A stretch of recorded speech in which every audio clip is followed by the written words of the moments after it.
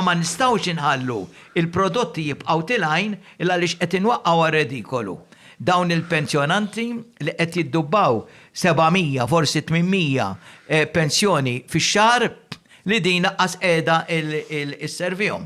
Illum Malta ġiġa laħqet il-livell illi biex inti tkun tista' tgħix surata nies u bċertu kumdità titalmenu taqla bejn 1500 u 1800 fix-xahar. Jekk da ma taqlaħhomx, inti se tkun fuq il-livell li tista' tkun viċin lejn il-faqar. Ħareġ rapport illi jgħidlek dawk ta' 65 il-fuq illum bil-pensjoni li qed jirċievu, allura ir-riżultat huwa li daw qegħdin f'xifer il-faqar. Bagħad hemm l-inġustizzja.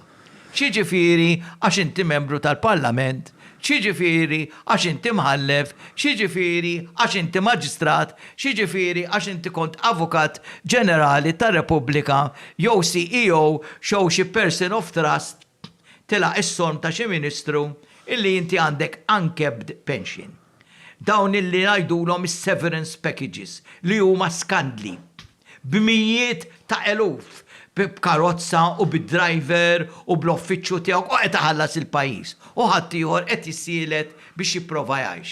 Għandu jkollna liġi illi la inti tilħaq ċertu età, pereżempju lil minn 70 sena, l-istat awtomatikament ittik kumpens tad-differenza fil-logħli tal-ħajja biex inti tkun tista' tgħix.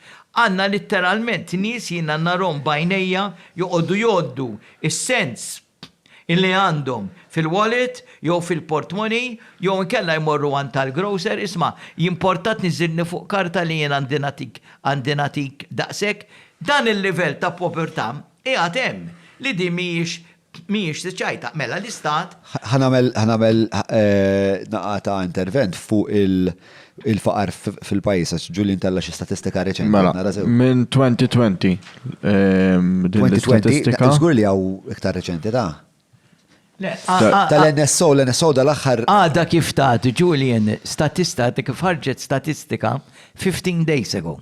Tal-NSO jidir. Illi propju tajt nies ta' il-iktar minn 65 sena huma vulnerabbli u li 23% tas-soċjetà tagħna hija f'riskju ta' povertà, ta' faqar u allura ta' tbatija. Dan hija serjissima. Dina hemm irid jindaħal l-istat. Imma taħseb li hekk għandu fis-sens li aħna tant għandna sfortunatament stat bi proklività għal korruzzjoni li jiena ninkwieta li kull darba li għandna biċċajjett ieħor lill-istat b'xi mod ħajperverti kif l-affarijiet jispiċċa jivvantaġġa l xi ħadd fuq xi ħadd ieħor. Pereżempju, jekk inti l-istat it-teħijiet jikkontrolla l-prezzijiet, jaf biex jagħti vantaġġ lilek għax inti għandek xi ħabib li huwa ministru li tiffinanzjah, jgħid isma' ikkontrolla ta' kulħadd ma tiegħi le.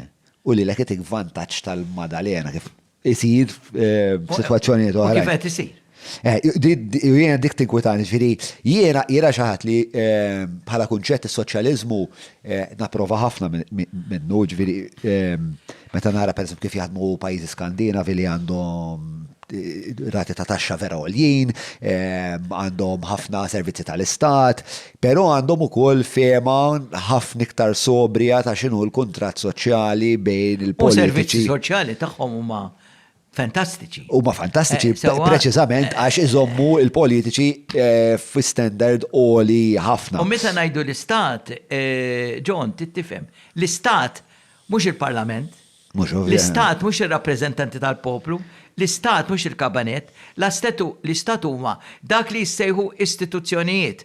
Qed inħalluhom jaħdmu il-pulizija, qed inħalluhom jaħdmu l-ombudsman biex jikkontrolla l-abbużi li jsiru, qed inħalluh jaħdem il-kummissarju għal livelli tal-imġiba ta' dawk li għandhom kariga uffiċjali. Dak huma l-istat. Jekk aħna nirrispettaw u nħallu vera daw l-istituzzjonijiet jaħdmu, allura dak ikun fl-interess tal-poplu. U l-poplu għandu jiġi salvagwardat.